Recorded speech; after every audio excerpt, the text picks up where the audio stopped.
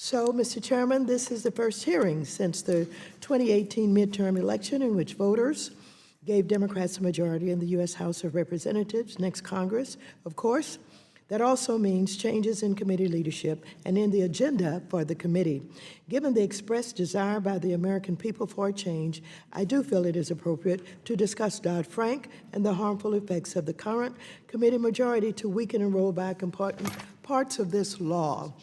These efforts include those by some to weaken capital standards for our largest banks. As we can see in one of the slides before us, capital standards are an effective method to prevent bank failures. Make no mistake, come January in this committee, the days of this committee, weakening regulations and putting our economy once again at risk of another financial crisis will come to an end.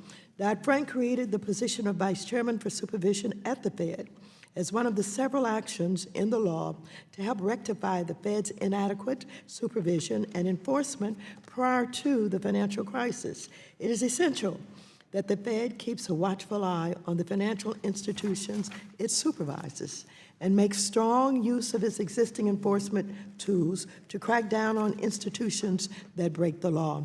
I must say that I'm concerned about proposals the Fed has put forth this year to reduce capital and liquidity requirements for the largest financial institutions, which would weaken strong safeguards established by Dodd-Frank to protect the U.S. economy from another costly financial crisis. That is why in September, I and 18 other Democratic members sent a letter to Federal Reserve Board Chairman Powell urging the Fed to maintain strong capital requirements for global systemically important banks. The current higher capital standards and related regulatory improvements required by Dodd-Frank have strengthened the resiliency of the largest banks, as well as the entire financial system, without undermining economic growth. In fact, bank lending to businesses has increased 80% since 2010, and banks of all sizes are making record profits. On average, they have made $167 billion